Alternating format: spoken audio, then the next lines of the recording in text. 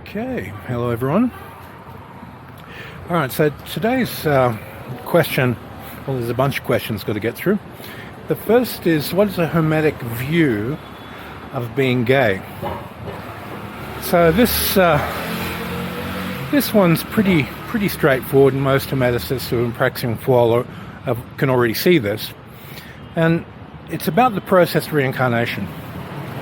If you look at the reincarnation cycle, if a person's been female for several incarnations or male for several incarnations, and they reincarnate in a body of the opposite gender, what normally happens is they'll identify with the body and they'll just simply switch gender. They'll born in a male body, they'll be male. Born in a female body, they'll be female, because they identify with the body in the majority of cases.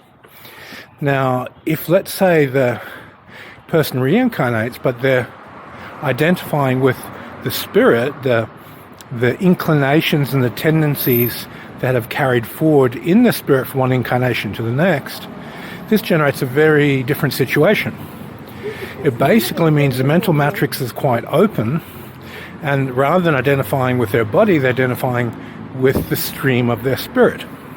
So a male who's incarnated as a female for many incarnations, and there's a big gap in the mental matrix, and their mind is adhering more to the tendencies of the spirit and the stream of the spirit through those incarnations, they will feel in their consciousness that they're a female even though they're in a male body.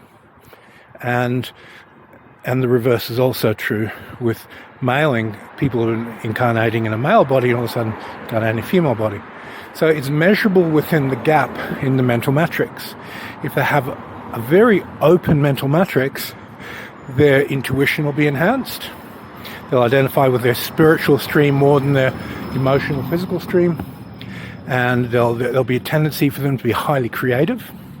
There'll be a tendency for them to be innovators.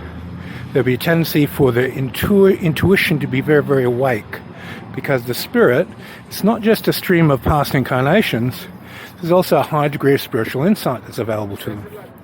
So for people who are in this situation, it's almost as if they're sitting on a winning lottery ticket, in that their potential to put their mind outside of the box and solve problems, be creative, be innovators, is very, very high. So for people out there who are in this situation, you'll find you'll get in the zone much more easier than people who might be called straight, and you'll find yourself in a situation where you can see things from a perspective other people can't see. Take advantage of it. So this karma stream of the spirit, it doesn't account for everybody who is in a situation where they're gay or somewhere in between, but many of these it does. Okay, I hope that gives some ideas about this. And if you've been working in Hermetics for a while and you've started to make these observations, you'll also notice it gives you tools in which to recognize that gap in the mental matrix and how to get into the zone easier and utilize it much more easily in your other practices. Okay, thanks for your time, and see you in the next video.